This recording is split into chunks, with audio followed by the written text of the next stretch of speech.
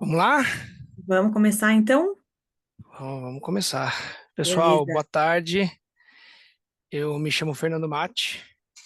Eu sou consultor de segurança em nuvem sênior aqui na Red Belt Security e estamos aqui para falar da segunda parte da apresentação do Red Talk sobre o domínio do Secret Score, tá? A gente vai fazer uma apresentação aqui focada na aplicação das melhorias no ambiente a partir das recomendações da Microsoft na prática. Tudo bem? Voltando um pouquinho no conceito do que é o Security Score, o Security Score é uma ferramenta dentro do Microsoft Defender e ela faz parte de um ecossistema de segurança da Microsoft e ela ajuda as organizações a medir e melhorar a sua postura de segurança, tá? E essa visão holística que você tem dentro do Defender, dentro do Microsoft Security Score, você consegue orientar a sua empresa a proteger os seus dados, usuários e dispositivos de maneira mais eficaz. Nessa apresentação, nós iremos focar em formas de remediar vulnerabilidades expostas apontadas pelo Defender. Vamos fazer hands-on, mão na massa, na atuação de cada uma dessas formas e verificação de como a gente pode ver o histórico dessas melhorias do score no decorrer do tempo. Quais são as formas de remediar as vulnerabilidades expostas? Os itens que compõem a pontuação do Security Score se dividem em diversas ações que interferem na pontuação da sua postura de segurança. Com isso, temos alguns caminhos para se remediar vulnerabilidades através do portal do Defender e do Intune. O primeiro deles e principal é patching de Windows. Tá? Boa parte das vulnerabilidades do ambiente são abordadas pela Microsoft nas edições mensais do Patch Tuesdays. Toda segunda terça-feira do mês, a Microsoft lança um pacote de atualizações que corrigem vulnerabilidades encontradas no ambiente no mês anterior. E elas são boa parte do componente de vulnerabilidades do próprio ambiente do Defender, tá? Então, ter um patching definido para sistema operacional, principalmente o Windows, é essencial. Patching de softwares de terceiros. Softwares de terceiros Adobe, Chrome, SAP, Zoom, 7-Zip, toda sorte de softwares que você utiliza na sua empresa vão estar sujeitas a atualizações. E software desatualizado é software vulnerável. Então, manter processo de atualização para esses softwares também é importante e também impacta muito no score. Ajustes na configuração de dispositivos. A adoção de ajustes de configuração dos dispositivos contribui bastante para a pontuação, tá? Fechamento de portas, mudança em permissões de criptografia e bloqueio de salvamento de credenciais altera a pontuação, entre diversos outros pontos que a gente vai ver. Ajustes na configuração do Defender, no antivírus, no EDR e no firewall. O nível de maturidade das configurações de proteção desses componentes vai influenciar muito no resultado final da pontuação, tá? Proteção antivírus, as proteções inclusas dentro do pacote de antivírus, não é só antivírus, né? DR, firewall, né? Toda a suíte de proteção do endpoint é muito importante para a composição do score também. E ajustes nas configurações em outros portais da Microsoft. Então, você tem ajustes e configurações em outros portais. Então, você tem um ecossistema, como foi comentado, que não é só o Defender. Você vai ter o portal do Azure, você vai ter o portal de administração do Office 365, você vai ter o portal do Purview, de compliance, e todos eles têm recomendações de segurança próprias para se remediar, tá? É possível alcançar 100% de pontuação? Não, não dá. É muito difícil você conseguir isso. Por quê? Porque tem muitos requisitos que são muito exigentes. Tá? Eu vou mostrar alguns deles para vocês e em alguns ambientes é simplesmente impraticável. Então você não tem como alcançar certas pontuações sem criar um transtorno muito grande para o ambiente e para usuários. As mudanças em dispositivos dentro de 7 dias já afetam o score para baixo. Ambientes com o Security Score gerenciados no Defender, a partir de 7 dias de inatividade, eles já baixa um monte de pontuações de dispositivo. Então, você tem que ter um controle muito fino de compliance de devices para que você evite baixar pontuação por inatividade de dispositivos, tá? E novos parâmetros estão sendo lançados o tempo inteiro pela Microsoft. Ela está sempre refinando os parâmetros de segurança e isso altera a composição e a diluição da pontuação do score. E novas vulnerabilidades saem todos os dias em diversos softwares. Não existe uma uniformidade. Vários softwares lançam atualizações no mesmo dia do Patch Tuesday, por questão de comodidade. Mas não é sempre assim. O Chrome, por exemplo, toda semana tem atualização praticamente, e ele sempre está afetando o score, sempre está afetando o nível de vulnerabilidade da empresa, tá? E aí você tem que pensar, o que é aceitável, então, se eu não tenho 100%? Vai depender do ambiente que você está, tá? Então, você tem que modular essa realidade do Secure Score ao compromisso que você vai ter com o score. Ele vai refletir a maturidade de segurança, mas também vai esbarrar em limitações orçamentárias, porque você vai ter licenciamentos específicos que vão liberar funcionalidades que vão te proteger mais. Por exemplo, licenças E3 e E5 dão licenças do Defender que dão proteção adicional ao ambiente. Limitações técnicas, então você não tem pessoal qualificado para poder fazer essas alterações. Operacionais, você não tem braço suficiente para implementar isso sem gerar impacto. E burocráticas, né? Você tem setores que precisam de certas permissões e que essas permissões não dão segurança para o ambiente, então você tem que aceitar certos riscos em certa medida, né? Então, quais são os scores esperados em certos tipos de ambiente? Eu separei 3 categorias aqui. Ambientes híbridos, com muitos serviços legados. Então, você tem muito servidor on-premises, você tem vários sistemas que estão rodando legado, que rodam com compartilhamento de arquivo, o sistema roda em mapeamento nas máquinas. Esses têm várias implementações de segurança que geram impacto no ambiente. Então, você não pode subir o score muito, porque você gera impacto no ambiente. Então, o score aceitável para um ambiente com muito serviço legado, muito server 2012, 2008, Windows 7, acontece, tá? Não é todo mundo que vai ter server 2022 e o Windows 11. Então, você tem que entender que certos ambientes vão estar mais limitados em capacidade de alcançar o score alto. Então, nesses ambientes, 75%. Em ambientes híbridos com licenciamento E3 e E5, que vão dar proteções maiores a nível de compliance, no purview e com capacidades maiores no EDR do Defender, você tem uma capacidade de chegar no score um pouco mais alto já, 85%. Em ambientes 100% cloud, que não tem essas limitações, que não precisa fazer autenticação com Azure AD Connector, por exemplo, você não tem essas amarras do on-premises, fica muito mais fácil implementar melhorias de segurança, então você consegue chegar acima de 90%, tá? E aí, a gente chega na parte importante da nossa apresentação aqui. Como é que eu faço isso na prática? Vamos lá?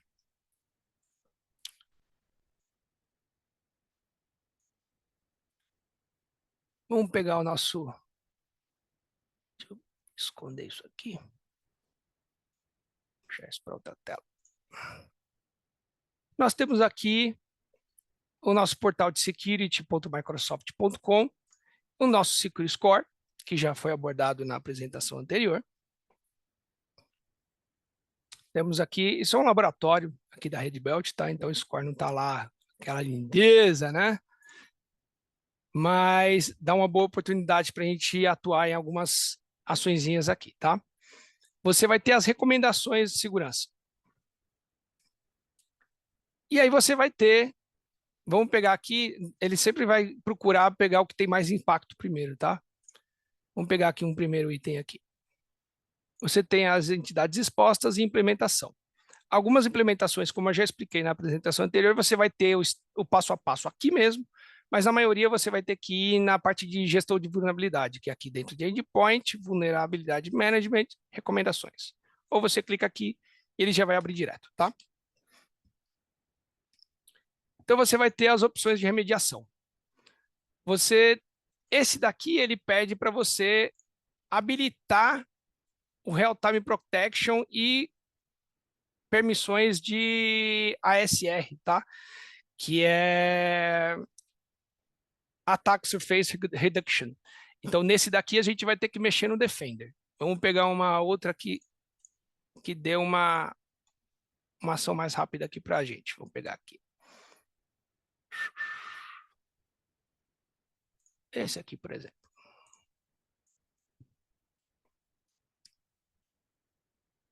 Então, eu tenho a remediação aqui. Esse daqui também é por ASR. Vamos lá no ASR, então. Então, a gente vai no Intune, Endpoint Security.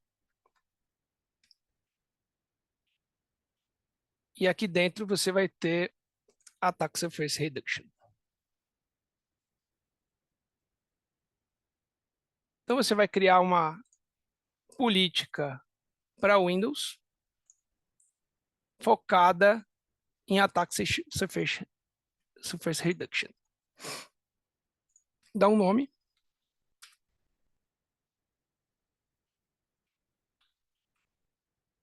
Faz uma homologaçãozinha antes, né? E aí aqui você vai olhar as recomendações todas que ele está pedindo e você vai seguir e vai colocar. Então, aqui a grande maioria você vai ter que colocar para bloquear, tá? Então, bloquear aqui o Office, faça a chamada de API para macro, bloquear... esse daqui, ó, esse daqui gera bastante impacto para o ambiente on-premises, hein? Bloquear executáveis, a não ser que eles atendam critérios de prevalência, idade ou estejam numa lista de trusted. Então, o que acontece? Se alguém tentar executar um executável que não é assinado digitalmente, por exemplo, um aplicativo da Adobe, quando você vai nas propriedades do documento, lá nos detalhes, você tem a assinatura da Adobe, ou da Microsoft, ou de qualquer outro software vendor que seja confiável. A Microsoft tem uma lista de vendors confiáveis. Se ela não fizer parte dessa lista de vendors confiáveis, ou se você tiver um executável que é criado no desenvolvimento interno, feito em JavaScript ou feito em Delphi, sistemas legados bastante em Delphi aí, ele vai travar, o Defender vai bloquear, porque não é assinado digitalmente. Então, você tem que adicionar manualmente uma regrinha dizendo executável x.exe. E você deixa lá para aquele executável ficar a permissão para ele executar, senão o Defender vai bloquear, tá? Então, é importante você ler com calma todas as consequências das implementações antes de fazer, tá? É importante você entender o seu ambiente, entender se aquilo se aplica ao seu ambiente. É o que eu falei. Depende muito do seu ambiente. Vai depender do que você tem implementado lá, vai gerar impacto ou não. Em ambientes com mais cloud, vai ter menos impacto. Você vai poder meter um bloco em tudo aqui. E isso já vai gerar impacto lá no ambiente. Vamos pegar um outro item aqui que não precisa... Aqui, por exemplo, esse aqui. Então, alguns que não é dentro do próprio Endpoint Security, né? Política de ASR, e a gente tem um segundo tipo de remediação aqui. Então, aqui esse é através de profile de configuração. Então, vamos pegar aqui. Vamos lá, Devices, Configuration, Create Policy. Seleciona a plataforma, 10 e posterior, e aí você vai seguir o que ele está falando. Configuration Settings, nova política, Windows 10, template administrativo. Então, você vai colocar templates, e aí template administrativo. O que eu costumo fazer? Eu coloco configurações que são parecidas. Então, por exemplo, todas as configurações que são através de template administrativo. Eu faço um set de configurações no mesmo profile, para fazer alterações de uma vez só. E vou testando isso de uma vez, porque se você fizer uma política para cada item, são mais de 100 recomendações de segurança. Você vai criar 100 políticas, é muita coisa. Eu recomendo você fazer um set com 5 a 7 recomendações de uma vez e que sejam do mesmo tipo. Então, esse daqui, por exemplo, é um template administrativo. Você vai pegar aqui, por exemplo, Autoplay Policies. Então, vou pegar aqui um profile, colocar aqui Security Recommendations, parte 1. E aí você coloca o nome da recomendação aqui. Na descrição, coloca empilhado a lista dos itens que você vai colocar. Eu coloquei esse primeiro para a gente poder já seguir. E aí nas configurações você vai procurar o Turn Off Autoplay. Então, eu vou colocar aqui. Ele já apareceu, tá? Todo item que aparecer aqui como configuration, ele vai aparecer nessa lista aqui, tá? Então, você vai pegar o Autoplay, ele está pedindo para colocar Enabled. Então, Enabled All Drives. Então, ele está falando aqui, ó, All Drives. Ok. Next. Next. Assignments. Parte importante. Para aplicação. Aplico para todo mundo de uma vez? Nunca. Tá? Nunca. Recomendação. Crio um grupo de homologação. E esse grupo de homologação tem que ter pelo menos uma pessoa-chave de cada um dos setores importantes da sua empresa. Tá? Por quê? Porque aí você vai pegar, vai implementar uma melhoria de segurança. Na sequência, quando você pegar o status da aplicação daquela política, você vai ver se todos os usuários já foram afetados. Depois que todos forem afetados, você entra em contato com todos eles e fala, olha, está tudo funcionando? Testa os seus softwares. Porque algumas deles podem gerar impacto no ambiente. Então, você vai testar isso com um grupo de homologação. Testou? Funcionou? Aí você vai para um segundo grupo de pessoas. Tá? É importante você colocar vários grupos com pessoas bem diferentes, ou vai da política da sua empresa. Se você faz por setor, se você faz por unidade, se você faz por país, vai depender do perfil da sua empresa, tá? Mas sempre crie um grupo de homologação antes, teste, coloque um segundo grupo menor, para depois você fazer o deploy em maiores quantidades para evitar impactos, tá? Depois que terminou toda a implementação, colocou todos os grupos, está todo mundo funcionando, deleta todo mundo e joga all devices, porque dali em diante, todo device novo que entrar já entra na política, certo? O ponto final de todas as políticas, idealmente, é que eles passem a ser all devices, mas sempre administrando grupos anteriores, tá? E recomendação, sempre use grupos de devices, não use grupos de usuários, tá?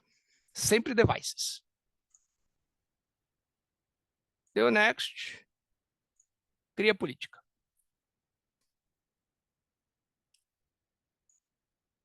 Então, você pegou aqui, Security Recommendation. Deixa eu pegar um outro item aqui que é de configuração também.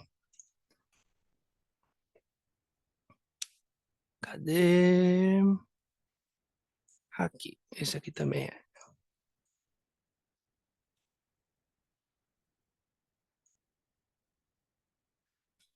É aqui, ó. Ele não está falando da política de configuração lá, mas ele é um template administrativo também, tá?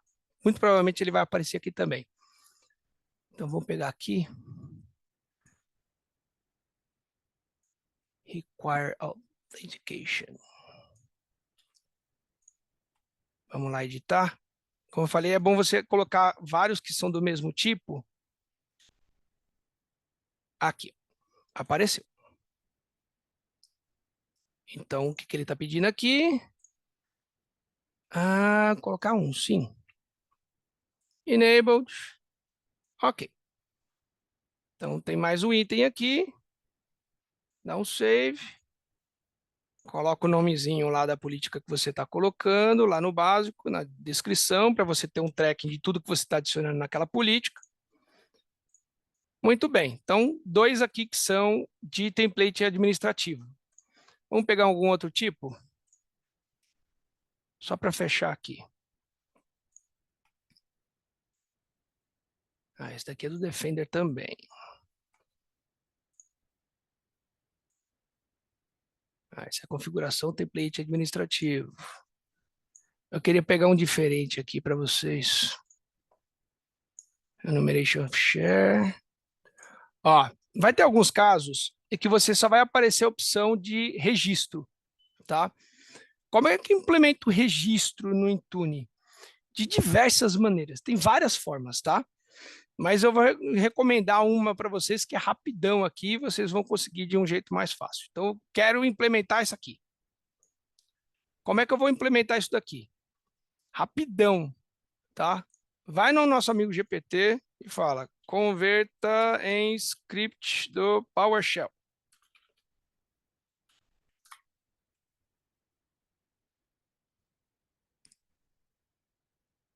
Beleza. Cria o registro. Muito bem. Copiou o código. Você vai jogar ele, salvar ele como PS1.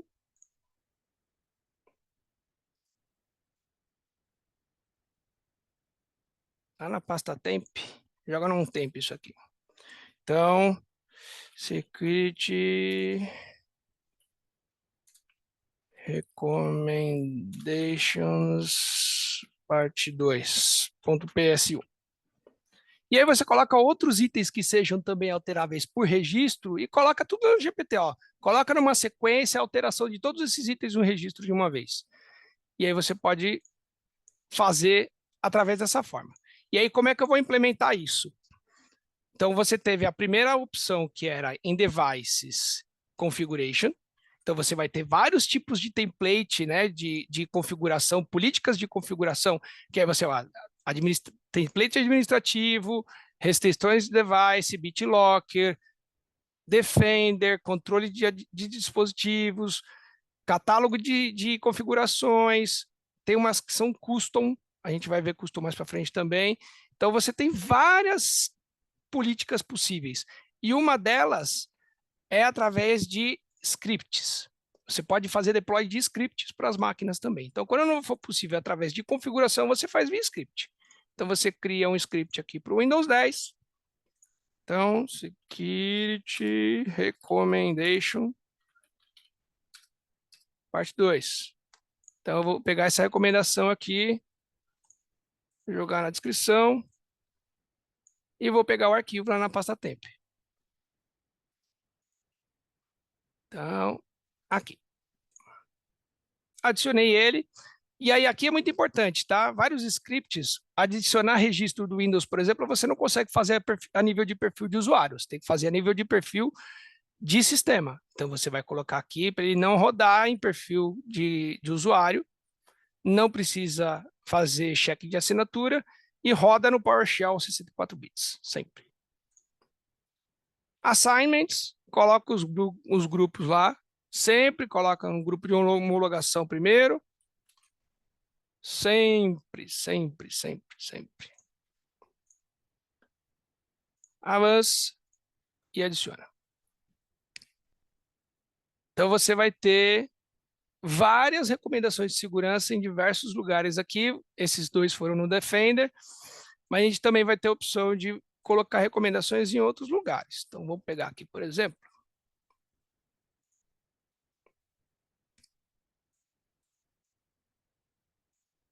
Uma recomendação dentro do Defender for Office.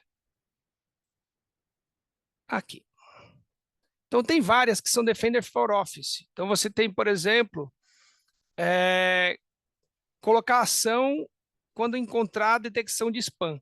Aí é política de anti-spam, tá? É interessante você configurar também dentro do seu anti-spam, então você vai lá em e-mail e collaboration, policies e rules, threat policies, e aí você tem que fazer ajustes em todas as políticas aqui, tá? Que todas elas têm recomendações do Security Score. Seja no phishing, seja no anti-spam, anti-malware, safe links, todos eles vão ter recomendações de segurança. Vamos lá, abre aí, filho.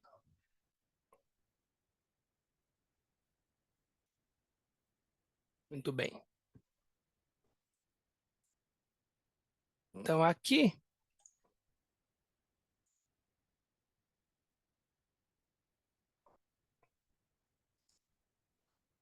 nossa, tá lenta a Microsoft hoje, hein?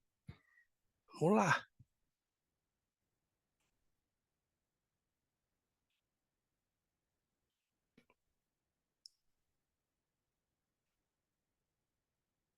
Abriu, beleza.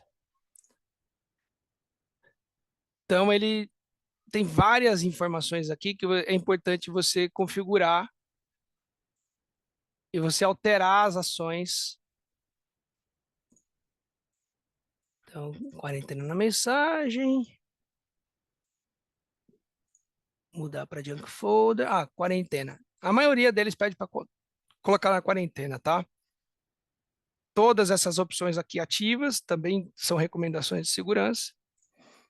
E aí, então, os Defender for Office basicamente é dentro das políticas aqui, tá? Voltando para as recomendações.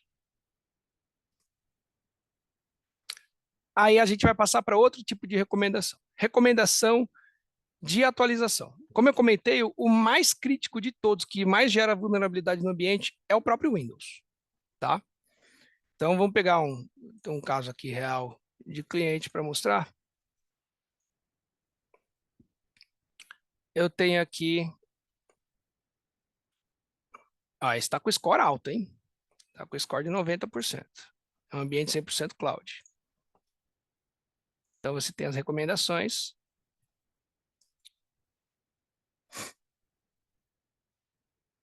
E aí você vai ver que o Windows, ele sempre vai subir. Ó. Você vai ter um ambiente bonitinho e depois ele sobe, fica no máximo de dispositivos do ambiente. E depois ele vai descendo de novo. Por quê? Porque você tem um processo de patch indefinido. Então, é importante você ter um processo de patch indefinido para que essas vulnerabilidades não sejam um problema. Faz parte do processo, todo mês vai ter vulnerabilidade nova, mas se você tiver um patch indefinido de Windows, essas vulnerabilidades vão ser apenas um número no seu ambiente. Depois elas vão descer de novo, assim como desceu aqui, e fica bem estável, tá? Então, aí aqui no Lab eu tenho pouca máquina para mostrar, mas aí o que a gente faz? Você vai em Devices, no Intune, e vai em Windows Updates. É importantíssimo que você tenha updates rings definidos, tá? Então, você ter definido os sets de computadores que você vai fazer a atualização, de quanto em quanto tempo você vai fazer essas atualizações. Feature updates, que são as majors, no caso saiu agora em novembro o 24H2 do Windows 11, que foi uma atualização enorme que a Microsoft fez, deu bastante problema, inclusive. E as quality updates, que são as minors, e que todo mês também tem, tá? Driver updates vai depender muito do seu ambiente. É importante ter também, mas tem ambiente on-premises aí que de repente se atualizar uma impressora, atualizar uma câmera, atualizar algum outro processo, algum dispositivo conectado à máquina que está em produção, pode gerar conflitos e problemas, então tomar bastante cuidado na parte de driver updates, tá? Mas se quer uma configuração que vai ficar boa mesmo, em vez de você fazer isso tudo manualmente, habilita o Windows Auto Patch, tá? Em todos os portais de Intune de vocês, se vocês não tiverem ativo o Auto Patch, ativem. Clicar nessa opção aqui de explorar features aqui, dê o consent e ativem o Auto Patch, tá? O Auto Patch vai dar funções mais elaboradas para fazer a atualização de Windows. Eu não vou ter tempo para poder elaborar isso aqui agora, mas explorem isso, tá? Tem a opção de você ler a respeito aqui, você consegue identificar como você pode colocar o seu processo de patch de Windows em place de uma maneira bem legal e manter o seu ambiente bem atualizado, tá? Depois de atualizar o Windows, a preocupação vem com outros softwares. Então, você tem aqui, por exemplo, o Chrome. O Chrome e o Edge, você não precisa se preocupar porque eles têm o auto-update deles, tudo bem? Mas em outros softwares, você vai precisar atuar. Por exemplo, você tem, deixa eu pegar aqui, o Docker, por exemplo. Tem o Docker aqui. Então, como é que eu atualizo o Docker? Você vai baixar o setup dele e você vai criar um aplicativo para o Intune fazer o deploy desse software. Como é que isso é feito? Você vai poder utilizar uma aplicação chamada Intune Win App Útil. Anotei isso aí depois, tá? Essa aplicação, a gente vai executar via PowerShell e transformar executáveis de instalação de softwares em softwares que você possa gerenciar pelo Intune. Então, vamos fazer um exemplo prático aqui. Estou na minha pasta temp aqui, e eu quero fazer o instalador do 7-Zip. Então, eu vou no Intune app útil. Ele vai me perguntar qual é a pasta de origem. Então, é a pasta 7-Zip, ctemp 7-Zip. Pergunta qual é o arquivo do setup dele. Vou pegar aqui. Vou apagar esse aqui e refazer. Então, esse daqui é um pacote do Windows Installer, é um MSI. Então, eu vou pegar lá e vou jogar o nome do arquivo. A pasta de destino pode ser a mesma ou outro lugar, você define. E não precisa colocar catálogo, a pasta de catálogo. Ele vai converter o arquivo e ele vai gerar na pasta um arquivo .intunewin. É ele que você vai usar para poder fazer a implementação da atualização do aplicativo. Então, você vai nos aplicativos Windows, aqui no caso, e você vai clicar. Já tenho aqui do 7-Zip, mas eu vou seguir, eu vou fazer ele novamente. Deixa eu abrir ele numa nova guia aqui.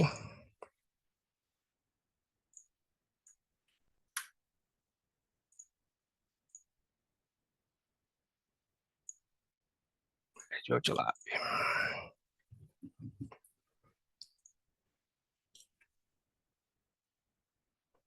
Então, aplicativos, Windows, adicionar. Aí no aplicativo, você vai colocar um arquivo do tipo Windows App, Windows 32. Seleciona. Você vai pegar o package file, que é o arquivo IntuneWin que ele pede. Vai na pasta onde você colocou o arquivo. E aí dá um OK. Quando você der o OK, no caso do MSI, ele já vai preencher alguns dados automáticos, tá? O nome do software, a versão, publisher name, que você coloca o fabricante. Coloca uma categoriazinha. Se quiser, pode colocar o logo do aplicativo. Aí você baixa da internet e coloca lá. No caso do MSI, ele também já vai vir com os comandos de instalação e desinstalação. Bem prático, tá? Habilitar a função de desinstalar para os usuários no portal da empresa, vai a critério de vocês permitirem que o usuário desinstale ou não o software, a gente pode permitir ou não, e o install behavior sempre no system, tá? Sempre no system, porque senão o usuário, em ambientes normais, seguros, o usuário não pode fazer instalações, então você sempre tem que deixar no system. E aqui outro detalhe importantíssimo, dependendo do software, ele pode exigir a reinicialização, mas se você colocar isso em ambientes muito grandes, se você colocar para reiniciar todo mundo quando for pegar o software novo, você vai gerar um transtorno na sua empresa. Então, coloca no specific action. Deixa para o usuário ser notificado que existe uma necessidade de reinicialização e ele reinicia quando for preciso, tá? Avance. Sempre 64 bits e coloca a versão mais anterior do Windows 10 aqui. Aí você tem duas opções para fazer essa instalação. Eu posso fazer a instalação para qualquer um que tiver num grupo, por exemplo, ou eu posso colocar para todo mundo da empresa, mas ele só vai atualizar se ela atender os requisitos. Então, quais são os requisitos? Então, por exemplo, aqui, eu vou adicionar um requisito. Então, eu tenho um arquivo. Aí eu vou ter o 7-Zip. Deixa eu pegar aqui. 7-Zip. Então, eu vou na pasta 7-Zip. E se o arquivo 7Z, vamos nas propriedades dele, e nos detalhes, você tem a versão do arquivo, tá? É o que eu mais uso para fazer critério de requerimento e de verificação de arquivo pós-instalação. Então, o arquivo 7z.exe, eu vou colocar aqui a versão, por exemplo. Então, se a versão for menor, aí eu vou colocar aqui, cadê o meu 7-zip? 24800. Então, se ela for menor que 24.8.00, o que vai acontecer aqui? O Intune vai checar as máquinas que tem o 7-zip instalado, e se ela tiver o 7-zip abaixo de 24800, ele vai fazer a atualização. Certo? Então, eu coloquei um requisito. Eu preciso ter o requisito? Não. Mas aí você vai precisar obrigatoriamente colocar qual é o grupo que a pessoa pertence para poder fazer essa instalação, tá? E aí o Detection Rules. Você pode usar um script de detecção, aí existem vários scripts na internet para detectar instalações, ou você pode colocar manualmente. Nesse caso, eu vou colocar um critério muito parecido. Então, eu vou pegar aqui a pasta do 7-zip, o arquivo 7z.exe, e se a versão dele for igual 24800, ele vai marcar a minha instalação como concluída. Certo? Sem dependência, sem superdependência, e os assignments, você coloca os grupos para fazer as instalações. No final, vai ficar em all devices, ou apenas nos devices que você precisa ter o 7-zip, tá? Review, create.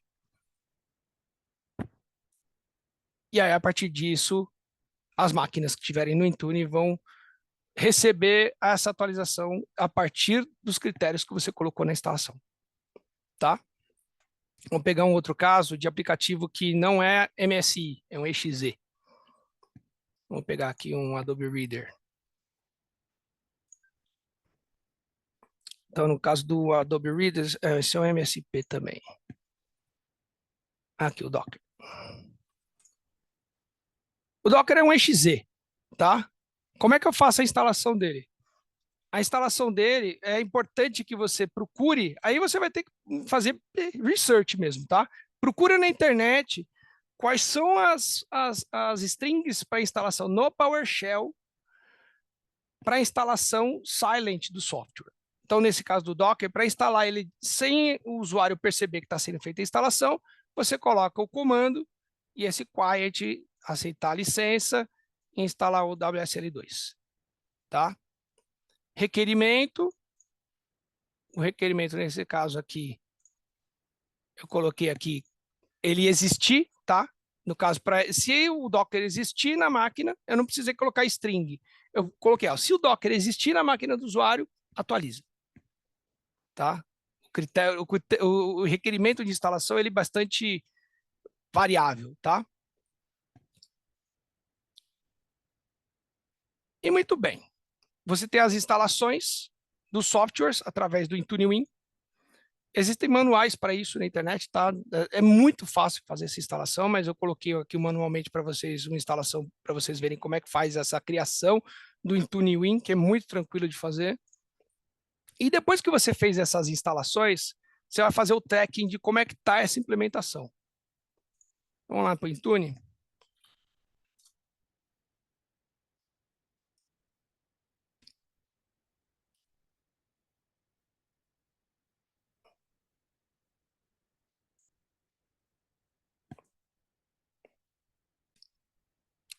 E aí você vai ter o status das instalações dos aplicativos no seu ambiente.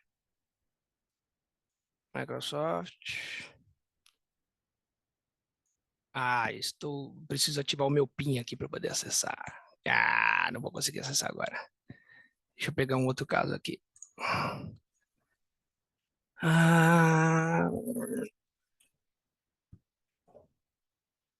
Cadê?